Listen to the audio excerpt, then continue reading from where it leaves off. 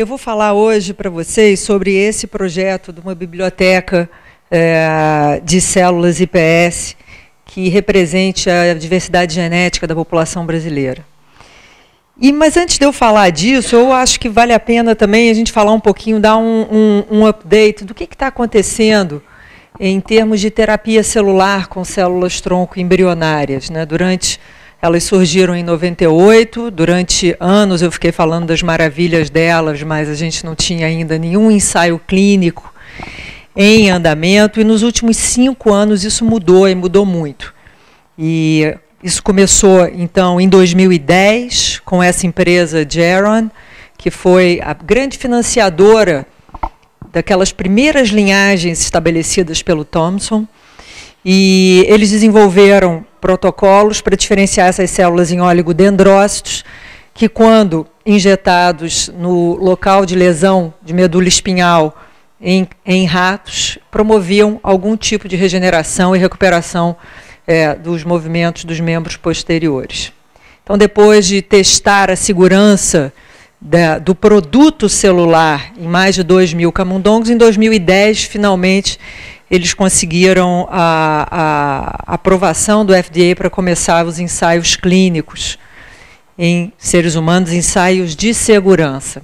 A empresa passou por dificuldades financeiras, foi vendida, a empresa vendeu a parte de terapia celular, e atualmente esses ensaios seguem sendo conduzidos por essa outra empresa, Asterias Bioterapêutica.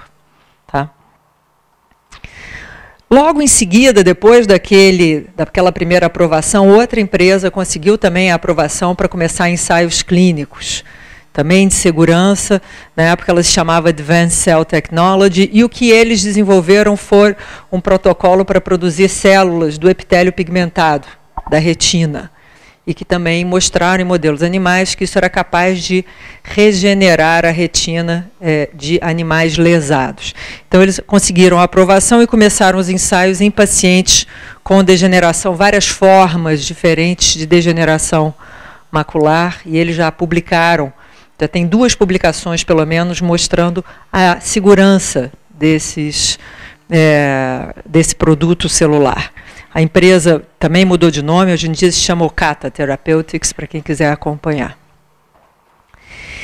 E ano passado, essa outra empresa, que também já teve outro nome, e que vinha desenvolvendo terapias para diabetes, eles também iniciaram o primeiro ensaio clínico em setembro do ano passado, em que eles conseguiram produzir células precursoras de células beta, que acabam a diferenciação em vivo e que respondem aos níveis de glicose no sangue e produzem insulina de acordo com os níveis de glicose no sangue.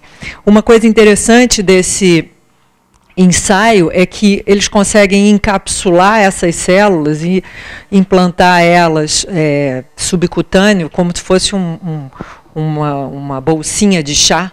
Então, as células, e é um material semipermeável que permite a troca de pequenas moléculas, mas protege as células do ataque do sistema imunológico.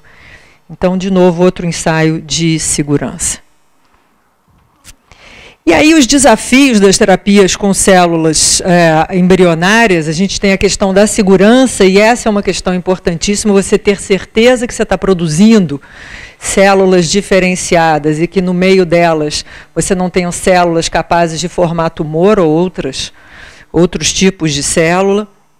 E a gente tem a questão da compatibilidade, né? A gente está produzindo células a partir de um embrião que tem um sistema HLA. Será que essas células vão ser imunogênicas?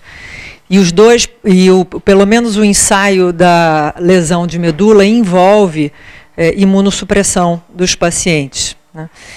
Será que elas vão ser imunogênicas? E aí surgiu a opção da gente poder fazer, através das IPS, células pluripotentes, geneticamente idênticas ao paciente, e que assim, teoricamente, você não teria um problema de rejeição. As IPS surgiram em 2007 e, por incrível que pareça, ano passado, começou um primeiro ensaio clínico com células derivadas de IPS no Japão. Então, é aquele grupo, deixa eu voltar só para vocês verem. Cadê? O grupo desse instituto daqui, ele conseguiu produzir células, de novo, do epitélio pigmentado da retina. Eles produzem esses pequenos patches dessas células que são implantadas na retina, e a gente já tem, historicamente, aí, em setembro do ano passado, um primeiro paciente onde essas células derivadas de IPS foram implantadas. Tá? Então, eu acho que a gente está vivendo um momento histórico e a gente vê cada vez um número maior de estudos com células pluripotentes chegando aos ensaios clínicos. Existem pelo menos 2 grupos, um nos Estados Unidos e no Japão, se preparando para começar ensaios clínicos em Parkinson, depois de ter conseguido produzir neurônios dopaminérgicos a partir de células embrionárias. Então, estamos vivendo eu acho que é um momento histórico, assim, de... E aí, essas células são seguras? A gente consegue produzir populações seguras? A gente consegue produzir células que, quando transplantadas, sobrevivem no paciente? E elas vão se incorporar e vão conseguir gerar né, essa regeneração prometida. Então, isso está avançando bastante. Mas hoje eu não vou falar nada sobre terapia. Nosso grupo não trabalha com terapias. A gente trabalha com, basicamente, a geração de células e treinamento de pessoal que queira usar essas células tanto para pesquisa quanto para terapia, né? Então, a gente tem essa missão de promover pesquisa e terapia no Brasil, não necessariamente produzir produtos terapêuticos, mas facilitar o desenvolvimento da área no Brasil. E dentre os nossos objetivos era a derivação de novas linhagens de células embrionárias, de IPS, e o desenvolvimento de métodos de propagação delas em larga escala, tanto para terapia quanto para a triagem de drogas. E o nosso laboratório resolveu agora investir nessa questão do uso das células pluripotentes para o desenvolvimento, para facilitar o desenvolvimento de novos fármacos.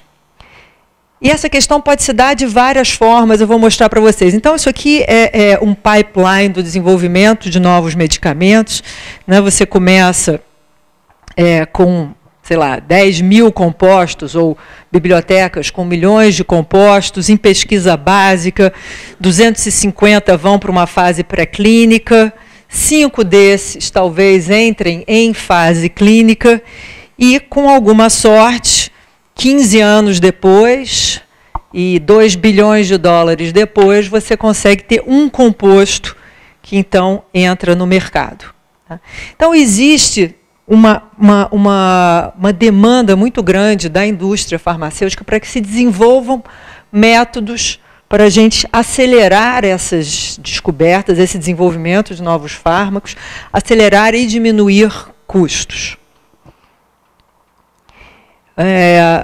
Existem vários, ainda antes de você entrar no ensaio clínico, a gente tem já várias formas de testes pré-clínicos desses compostos. A gente tem modelos animais, células, enfim, o modelo animal é ótimo, você tem acesso fácil, uma oferta ilimitada, porém, eles não necessariamente representam a fisiologia humana. Em termos de células, a gente pode testar essas drogas em células humanas. As células mais fáceis que a gente tem para cultivar são células, em geral, derivadas de tumores, linhagens derivadas de tumores. Por quê? Porque elas se propagam indefinidamente em cultura, então você pode ter lá uma quantidade quase que infinita dessas células. E elas ajudam muito, porém, muitas delas não são humanas e outras, mesmo humanas, não refletem de novo uma situação do tecido normal. E a gente também tem células primárias. Existem... você pode pegar tecido de cadáver, fígado de cadáveres, extrair hepatócitos e manter essas células em cultura, porém, elas têm uma vida muito curta em cultura. E você vai estar sempre pegando novos doadores, o que vai gerar uma variação muito grande dos seus ensaios celulares. Tá? E aí, com as células pluripotentes, a gente tem, então, a oportunidade de gerar uma quantidade praticamente ilimitada de células diferenciadas, primárias, normais, humanas. Né? Então, eu agora posso produzir as minhas células, meus cardiomiócitos, pensando não só em terapia, mas como um modelo para eu estudar, por exemplo, cardiotoxicidade in vitro. E eu vou estar lidando com células normais, o mais próximo possível da situação fisiológica humana. Então, o primeiro uso que a indústria está fazendo dessas células para o desenvolvimento de novos medicamentos é o screening de toxicidade. A gente tem cardiotoxicidade como uma das razões mais fortes de um composto não seguir para ser comercializado. Então, a gente pode, então, produzir células primárias, normais, humanas, a partir das células embrionárias ou células pluripotentes, e partindo de, por exemplo, 5 ou 6 compostos que passaram já pelas triagens de pesquisa básica e fase pré-clínica, modelos animais, a gente pode ver qual deles causa ou não causa cardiotoxicidade in vitro em células normais, humanas, e esse, então, vai ser o seu melhor candidato para você partir para um ensaio clínico. Não ser cardiotóxico nessas células é garantia de que não vai ser em humanos? Não, não é. Você eventualmente tem que chegar no humanos, mas isso é uma questão de você tinha 4 compostos, qual deles você vai ser a prioridade para entrar na clínica. Outro uso que a gente tem dessas células em desenvolvimento de fármacos é na medida em que a gente pode modelar doenças com elas. Apesar das IPS terem surgido com essa promessa dessa terapia celular personalizada, o maior investimento que tem sido feito usando essas células é na modelagem de doenças.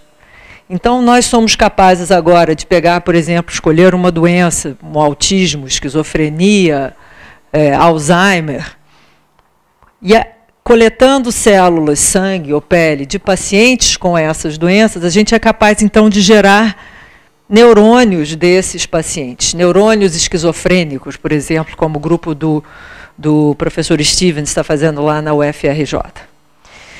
Então, agora eu tenho uma fonte, de novo, ilimitada, do tecido, ou pelo menos do tipo celular específico daquela doença, de paciente. E eu posso fazer 2 coisas com essas células. Primeiro, posso estudar essas células e tentar identificar qual é o fenótipo celular por trás daquela doença. O que essas células molecularmente têm de diferente de neurônios de indivíduos normais. Isso, por sua vez, vai me dar pistas sobre o mecanismo molecular básico da doença, o que pode levar ao desenvolvimento de terapias inteligentes, mais dirigidas ao problema básico. E a outra coisa que eu posso fazer com essas células agora, uma vez identificado o fenótipo celular. Tá? E isso é uma coisa muito importante, eu vou até voltar aqui.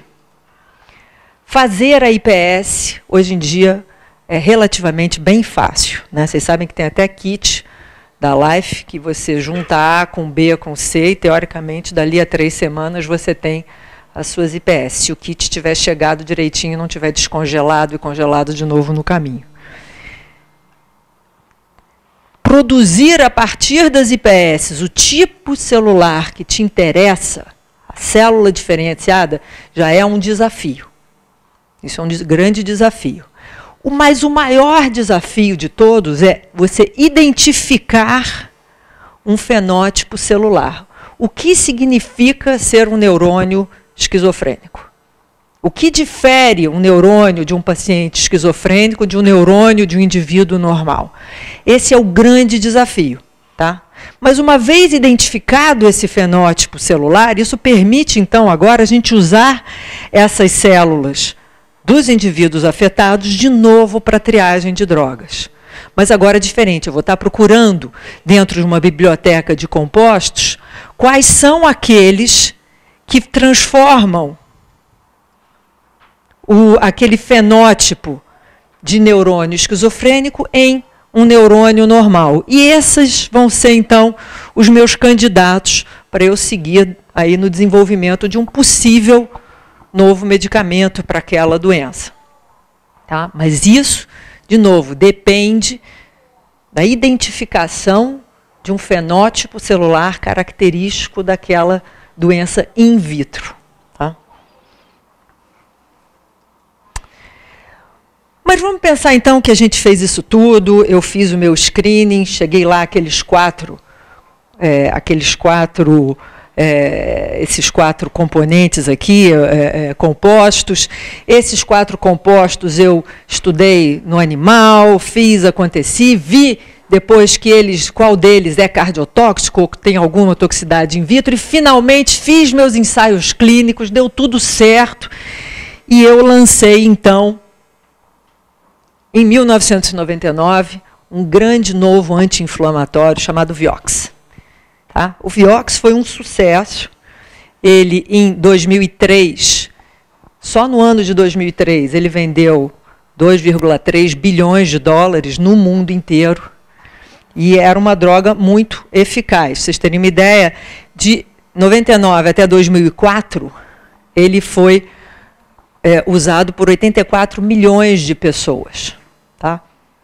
Só que, nesta mesma época, depois descobriu-se, ele causou doenças coronárias em 140 mil pessoas. Tá? Então, o uso de uma certa quantidade, todo dia, por 18 meses, aumentava em 2 vezes o risco de infarto e de derrame em algumas pessoas. Tá? Então, o que a gente está interessado no laboratório é essa variabilidade de resposta a medicamentos dentro de uma população. Mesmo um medicamento ótimo, que foi maravilhoso aí para 83 milhões de pessoas, né? Você tem aí uma porcentagem para quem ele não fez bem. E como é que a gente avalia isso, né? Então, a gente está preocupado com essa resposta diferencial a medicamentos. E a gente tem 2 tipos. O primeiro, que é o caso desse aí do Vioxx, são essas reações adversas a medicamentos. Então, esses são números dos Estados Unidos. A gente sempre põe esses números para mostrar que isso é um problema importante.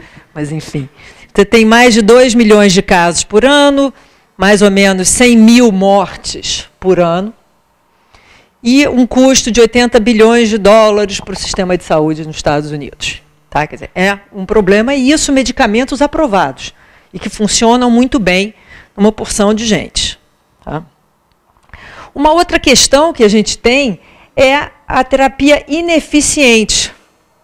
Os medicamentos não funcionam em 100% dos pacientes. Vocês veem aqui essas estatísticas para hipertensão, depressão, asma. Quer dizer, a efetividade dos medicamentos na população é muito variável e, às vezes, muito pequena.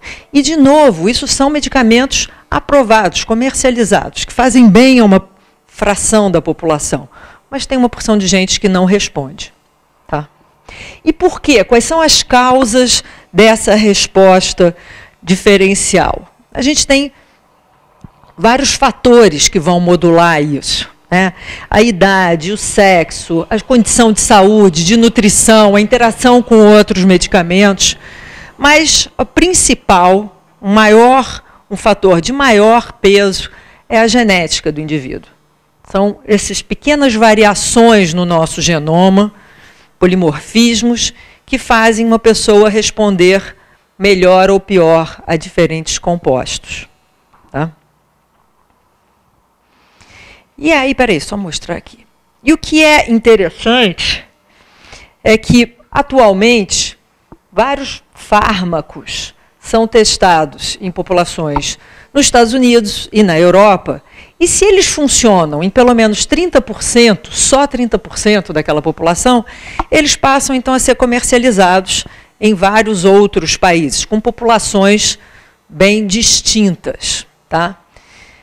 Então, no mundo ideal, a gente gostaria de poder testar esses medicamentos em populações com background genéticos distintos, né? Mas, e o Brasil é interessante, porque nós começamos como esses 5 milhões de índios, que nós éramos em 1500, quando os portugueses chegaram, até 1870, quase 4 milhões de portugueses já tinham vindo para cá. A gente teve também outras imigrações europeias e trouxeram 5 milhões de africanos. E essa gente toda, ao contrário da África do Sul, de outros países, a gente se misturou toda. Tá? Então, hoje em dia, nós temos uma heterogeneidade genética, uma mistura genética que é muito diferente das populações originais. Tá? Então, assim, idealmente, a gente gostaria de fazer esses ensaios em diferentes populações. Então, nesses ensaios, o que eu quero? Eu vou pegar lá o meu Vioxx, testar numa população e tentar identificar quem são essas pessoas que ou não respondem ou têm efeitos adversos, né? Mas se imagina, a gente quebra o sistema, a gente quebra a indústria se tiver que fazer esses ensaios em todas as populações. Então, a ideia é que a gente consiga desenvolver o que está sendo chamado de ensaios clínicos in vitro. Onde, em vez de eu testar um novo medicamento em diferentes populações, eu consiga testar esse novo medicamento em células de indivíduos dessa população. Então, nos outros slides, quando eu mostrava esse desenho, eu tinha, em todos esses poços, eu tinha células da mesma linhagem, tá? Do mesmo genótipo. Aqui a ideia é diferente, em que cada pocinho desses a gente tem a célula de um indivíduo diferente da nossa população. Tá? E daí que veio a nossa ideia de fazer uma biblioteca de IPS da população brasileira. Tá? Para um dia em que esses ensaios clínicos in vitro estiverem bem robustos e consolidados, nós teremos essas células disponíveis. Bom, mas aí quando a gente teve essa ideia, a gente ficou pensando, bom, onde é que eu vou arranjar a população brasileira? Né? Ou lá no metrô da Sé, abrir uma barraquinha e ficar pedindo voluntários. E o quanto que eu terei que caracterizar clinicamente essas pessoas para que essas células tenham alguma utilidade? O que eu tenho que conhecer dessas pessoas? E parecia um problema muito complexo. E a gente descobriu que o Ministério da Saúde já estava fazendo isso para a gente com o estudo ELSA Brasil, que é um estudo longitudinal da saúde do adulto. É um desses estudos de coorte em que eles vão acompanhar as pessoas ad eterno, ou enquanto o Ministério conseguir financiamento, pagar isso. E ele foi desenhado para estudar 15 mil brasileiros, né? E 15 mil empregados de 6 instituições públicas. Por que será empregados de instituições públicas? Olha o desenho experimental, é importante. Se eu pretendo de 2 em 2 anos ver essas pessoas durante ad eterno, qual é a vantagem de ser um funcionário público que nem eu? Eu não vou mudar de emprego. Eu vou ficar lá. Não, mas isso é importante para o desenho experimental, é genial, né? A gente tem essa facilidade. Então, a gente tem esses 15 mil brasileiros normais, você é da USP, tem um centro lá no HU, você se inscreve, quero participar do ELSA, e aí você é submetido de 2 em 2 anos a uma série de exames clínicos, laboratoriais, de imagem, entrevistas, e a ideia é avaliar a incidência e os fatores de risco para doenças crônicas, principalmente doenças cardiovasculares e diabetes. Então, nós já temos uma população brasileira normal, quer dizer, não é um grupo de uma doença específica, você tem de tudo aí, muito bem caracterizada clinicamente. Então, nós entramos em contato com o ELSA em São Paulo e fizemos um subprojeto. E agora, quando os participantes vêm, eles são oferecidos a oportunidade de participar desse subprojeto, que é a Biblioteca de Células. E aí, para isso, eles vão precisar só doar mais um pouquinho de sangue. que é esse o material que a gente vai usar para fazer as nossas IPS. E aí o que eu acho interessante é que então a gente pode, a partir do ELSA, produzir essa biblioteca de indivíduos da população brasileira, e essa biblioteca, cada ponto dessa biblioteca vai estar associado a um banco de dados clínico muito extenso, o que aumenta em muito o poder de uso dessas células. Tá?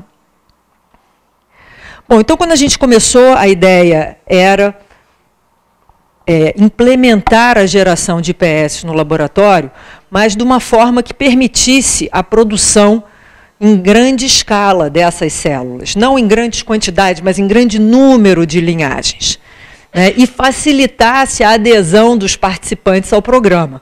Bom, se eu tivesse que pedir para cada um lá do ELSA fazer uma biópsia de pele, que é um negócio que, tudo bem, não chega a ser uma cirurgia, mas é um negócio chato, que tem uma anestesia, talvez tenha um pontinho, a gente achou que a gente ia diminuir a chance do cara querer participar. Então, a gente esperou até a literatura começar a aparecer com protocolos para reprogramar sangue periférico. Então, era só fibroblasto, de repente começaram a surgir protocolos para células CD34 positivas, não nos interessava, a gente não ia ter acesso fácil a essas células, e, finalmente, células do sangue periférico. Mas, no início, eram linfócitos. E os linfócitos têm lá os rearranjos, eles não têm, do ponto de vista mais rigoroso, um genoma absolutamente completo. Então, eventualmente, finalmente, em 2011, esse grupo publicou um artigo mostrando o estabelecimento de IPS a partir de eritroblastos.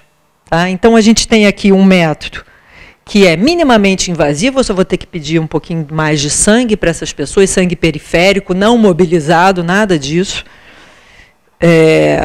A gente tem os eritroblastos, que tem um genoma completo, e usando vetores não integrativos. Esse pessoal desenvolveu lá uma série de plasmídios com, agora eu não me lembro se são 5 ou 6, acho que são 6 fatores de transcrição, que então permitem a geração de IPS a partir desse eritroblasto. Então, a gente entrou em contato com esse grupo, fez e aconteceu, e conseguimos, finalmente, estabelecer esse protocolo no laboratório. Então, enfim, são aquelas figuras de sempre, mostrando que a gente faz a célula, tem cara de IPS, expressa. A gente tem que mostrar a integridade do genoma, e aí, de novo, a gente pensou, se a gente vai ter que fazer isso para várias linhagens, não é prático ficar fazendo cariótipo, que é uma coisa muito artesanal e pouco informativa. A gente vive aqui numa era em que a gente tem métodos moleculares em que são capazes de nos dar muita mais informação. Então, a gente está fazendo agora, a gente bolou para fazer o cariótipo por array CGH, que nos dá muito mais informação sobre a integridade genômica das linhagens. Tá?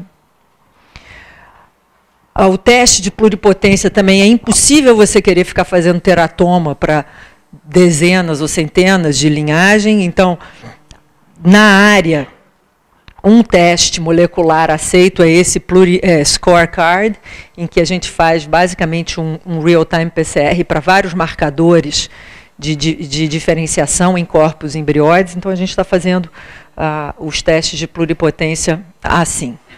E, finalmente, a gente tem que mostrar que os vetores não integraram, e a gente faz isso aí com um PCR tranquilo, com regiões específicas daquele plasmídio, é capaz de mostrar que as células, depois de um tempo, perdem aqueles vetores. Tá?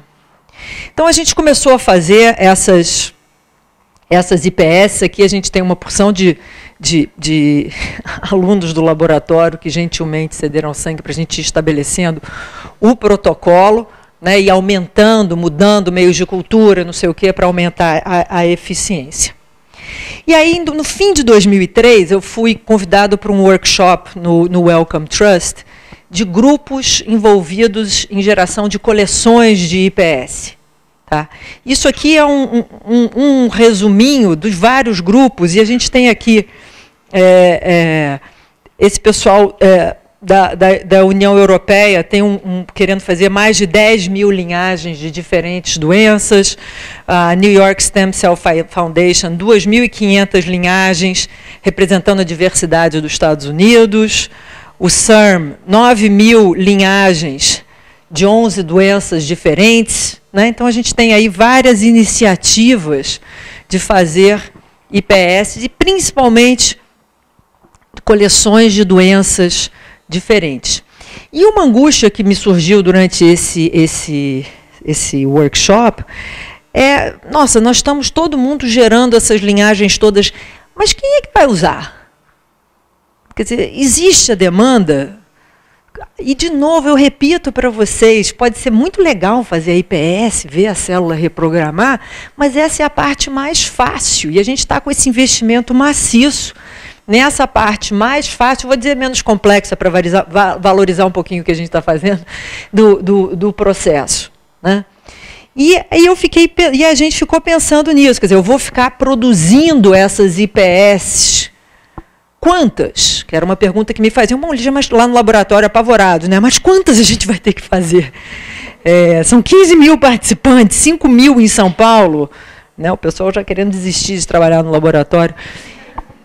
E para quem? Quem é que vai usar essas células agora? Então, se a gente pensar, faz sentido eu ficar produzindo IPS que eu não sei se vão ter uso? Num momento em que a tecnologia está aqui, o preço está aqui, e a gente sabe que com o tempo, troca, a tecnologia fica muito mais eficiente e o custo de produção dessas coisas tende a ficar cada vez mais barato. Então, a gente resolveu fazer o seguinte, a coisa mais preciosa que a gente tem aqui, que o nosso diferencial são as células primárias. Então, o fundamental é a gente ter a coleção das células primárias criopreservadas, e que eu mostre que eu posso depois descongelar e gerar as IPS. Tá? Depois, a nossa ideia é produzir essas bibliotecas por demanda. Tá? Então, o que a gente fez no último ano e meio, 2 anos? A gente aproveitou a segunda leva de exames do ELSA, quer dizer, houve uma primeira rodada em que foram feitos exames, 2 anos depois o pessoal todo foi chamado de novo, e a gente, então, coletou mais um tubinho de sangue periférico, a gente otimizou lá a forma de separar células mononucleadas, criopreservar elas, e elas estão lá estocadas no laboratório. A gente conseguiu encher um daqueles CrioPlus, a gente parou de coletar por falta de espaço onde armazenar, e a gente tem hoje mais de 1.800 participantes do ELSA, São Paulo, né, congelados lá no laboratório, com um número grande, um número bem razoável de células mononucleadas, mais do que o suficiente para a gente depois conseguir gerar as IPS. Tá? Muito bem, mas como não tem graça nenhuma a gente só congelar a célula mononucleada, a gente resolveu fazer uma biblioteca como prova do conceito.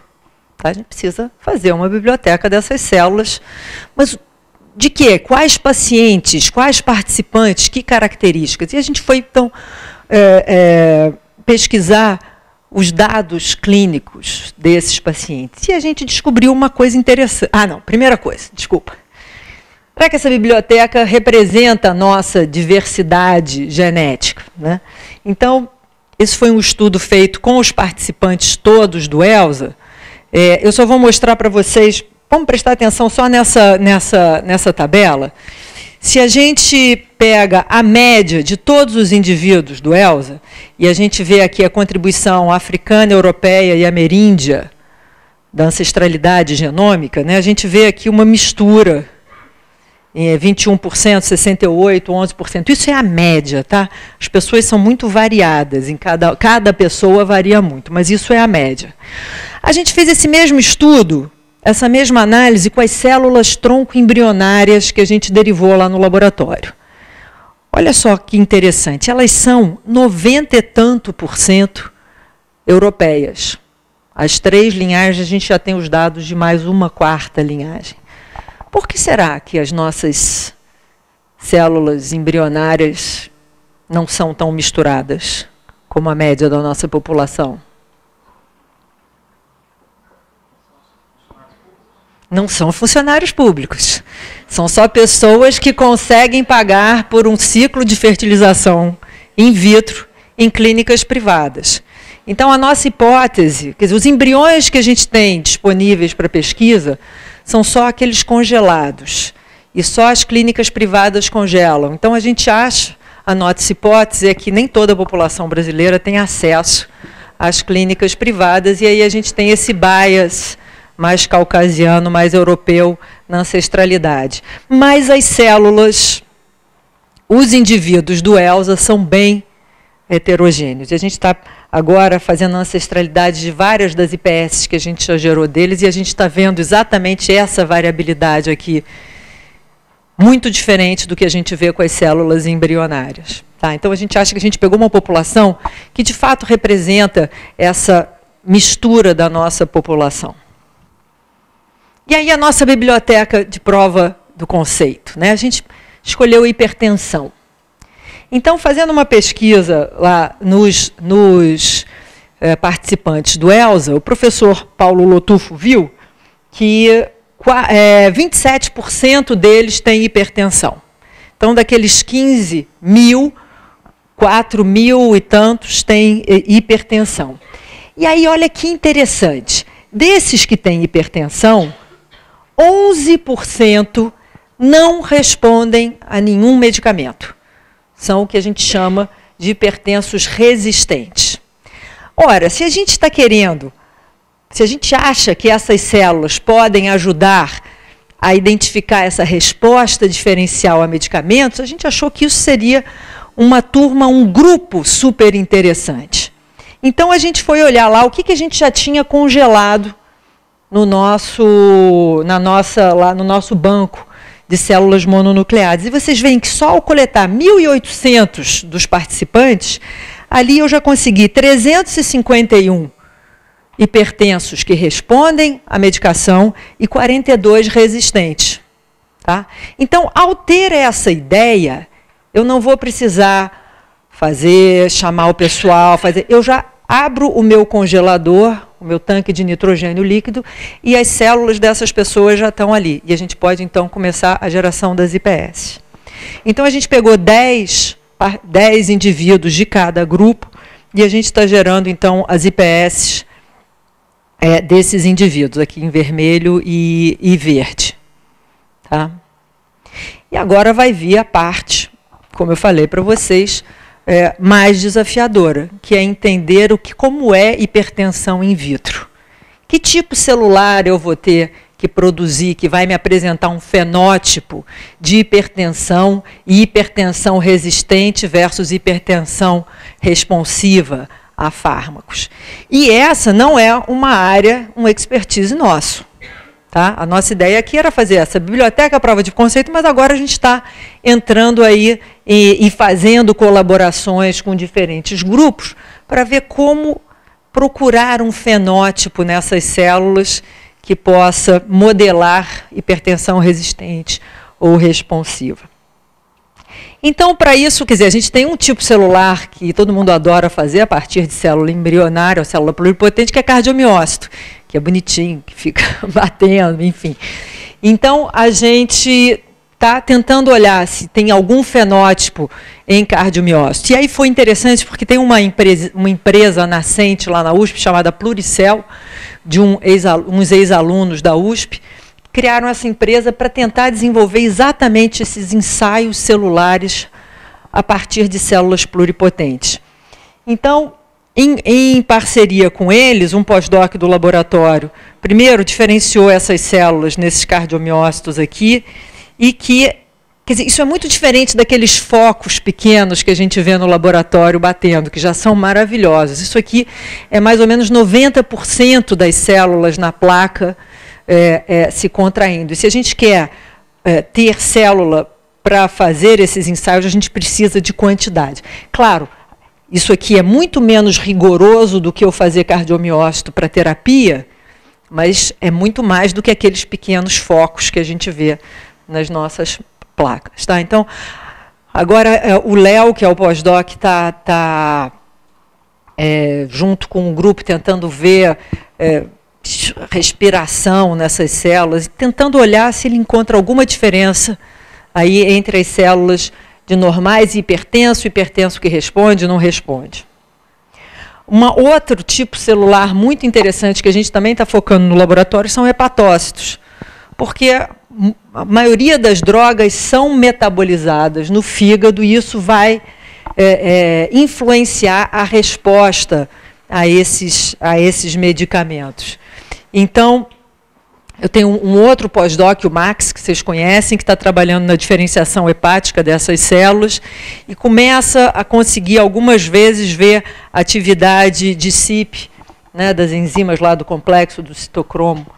E a gente vai começar a testar, ver se a gente consegue enxergar metabolismos de diferentes drogas in vitro por esses hepatócitos. Tá?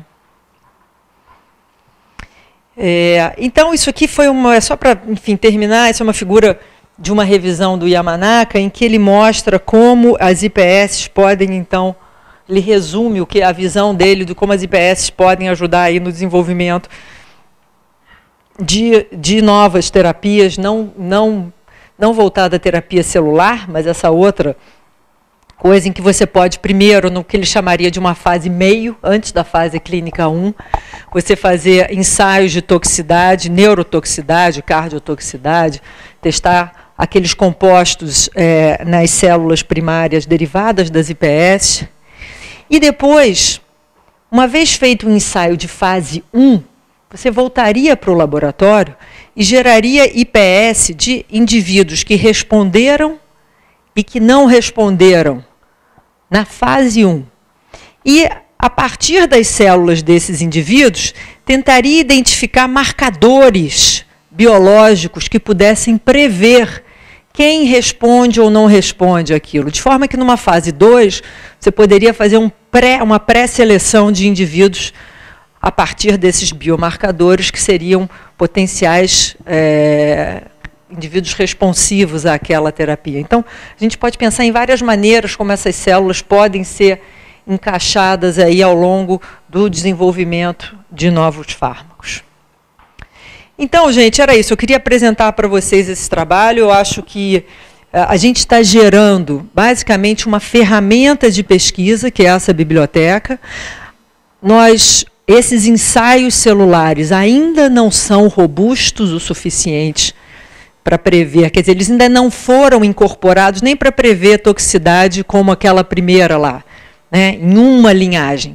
Mas existe um enorme investimento na indústria farmacêutica, a própria GE tem toda uma linha para desenvolver esses ensaios de cardiotoxicidade baseados em células pluripotentes, e a nossa hipótese é que esses ensaios vão se desenvolver e vão ficar cada vez mais robustos a ponto de poder estudar resposta diferencial, que é uma coisa uma sintonia mais fina, né, in vitro.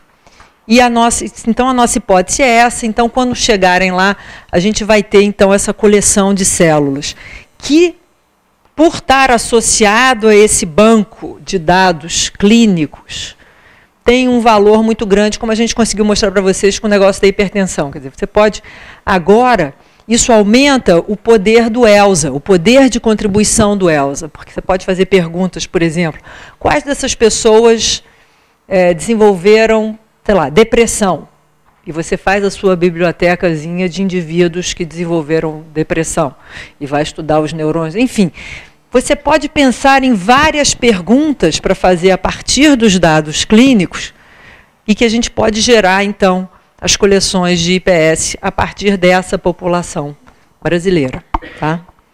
E aqui só o último slide para apresentar a turma do laboratório. O laboratório é uma coisa sempre mutante, alguns já saíram e tal, mas aqui eu indiquei com uma setinha aqueles que estão pondo a mão na massa atualmente com as células, as IPS ou as células embrionárias. É isso, gente. Obrigada.